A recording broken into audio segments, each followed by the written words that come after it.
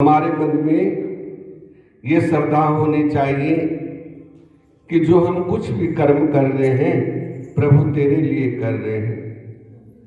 यदि खाना खा रहे हैं तो प्रभु को भोग लगा के उसके बाद उस भोजन को करो तो प्रसाद बन जाता है, और यदि खुद खाओगे तो प्रसाद नहीं बनेगा, वो भोजन ही रह जाएगा।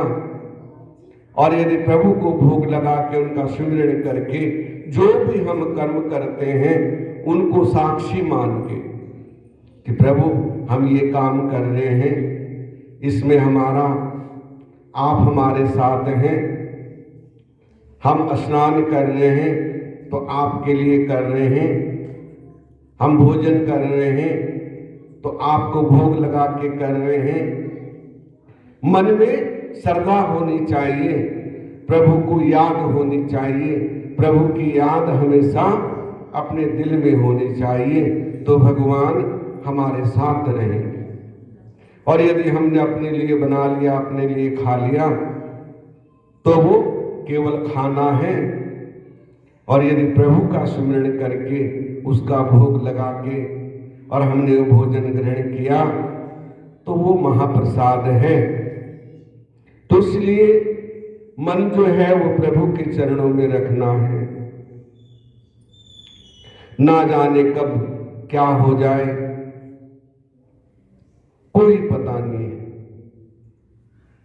ये जीवन अनित्य है, तो इस जीवन में हमें आनंद लेना है। और आनंद कब आएगा? जब हम प्रभु की शरणागत होंगे, सतगुरु के शरणागत होंगे, तब इस जीवन का सार है। अन्यथा जी तो सभी रहे, पशु पक्षी कीट पतंग, किसी का क्षण भर का जीवन है, किसी का वर्षों का जीवन है। तो मानव जीवन दुर्लभ अति, मिले न बारंबार, और तरवर से पत्ता गिरे बहुरी न लागे डार। जो पत्ता गिर गया है वो दोबारे पेड़ पे नहीं लगता है। तो इसलिए जब तक ये जीवन है खूब भजन करो, प्रभु का सुमिरन करो, उसकी याद करो और प्रसन्न मन रहो।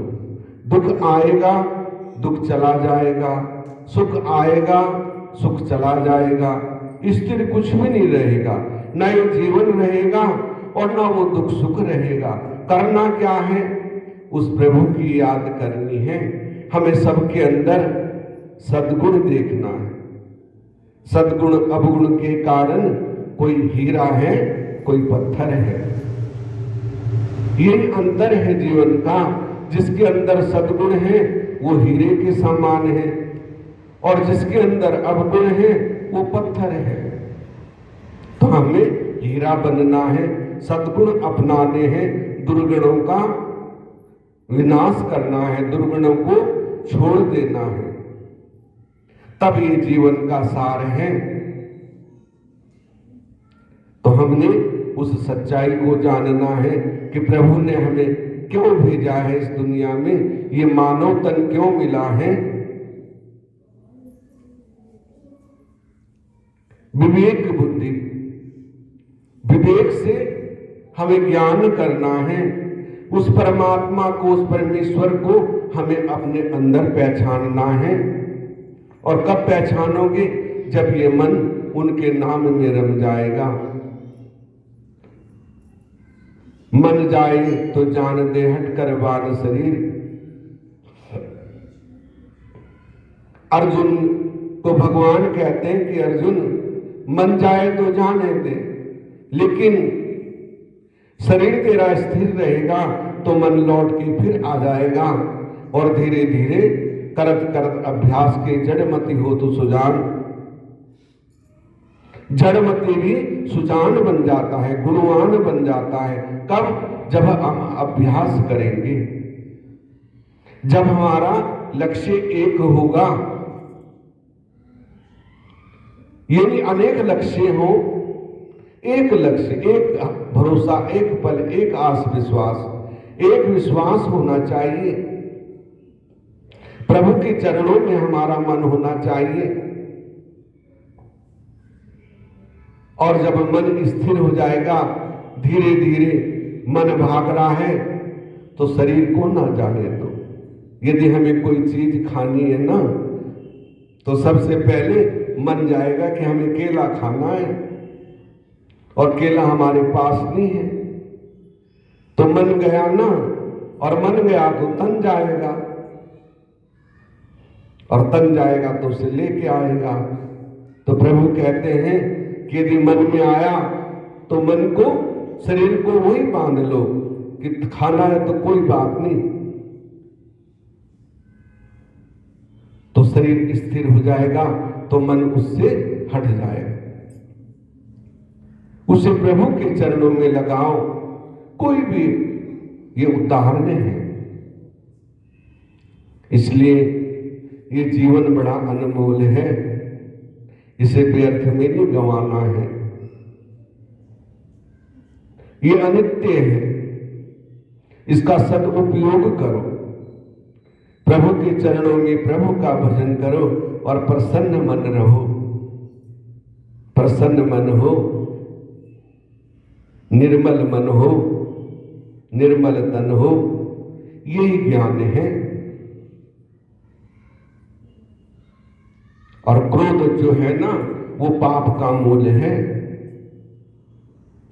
क्योंकि जब क्रोध आता है तो क्रोध से आवेश बढ़ता है, आवेश से काम, क्रोध, लोभ बढ़ता है, और फिर वो पशु तुल्य हो जाता है। इसलिए विवेक से विचार करना है और हमें ज्ञान मार्ग पे चलना है। यही जीवन का सार है। जितना हो सके भजन करो, कीर्तन करो, प्रभु का नाम स्मरण करो। ना जाने कब क्या हो जाए। पहले कोरोना था, अब यूक्रेन और रूस की लड़ाई छिड़ रही है। तुम देख रहे हो सब, आजकल तो दूरदर्शन सबके घर में चलता है, सब कुछ देख रहे हो कैसे दुनिया का विनाश हो रहा है। तो इसमें हमारा जीवन तभी सार्थक हो सकता है जब हम प्रभु का नाम लेंगे, प्रभु का भजन करेंगे। जाना तो सबको है, लेकिन वो जो प्रभु का नाम जपेगा वो प्रभु के पास पहुंच जाएगा, और जिसका मन संसार में है वो संसार में ही रह जाएगा। तो ये जीवन का सार है। इसलिए खूब भजन करना है, खूब अभ्यास करना है कि हमें इस तन की भी याद न रहे। ऐसा हमारा सुमिरन होना चाहिए, ऐसा हमारा भजन होना चाहिए कि ये तन की भी हम सुधि भूल जाएं, केवल प्रभु याद रहे। ये जीवन का सार है। बोली सतगुरुदेव महाराज की।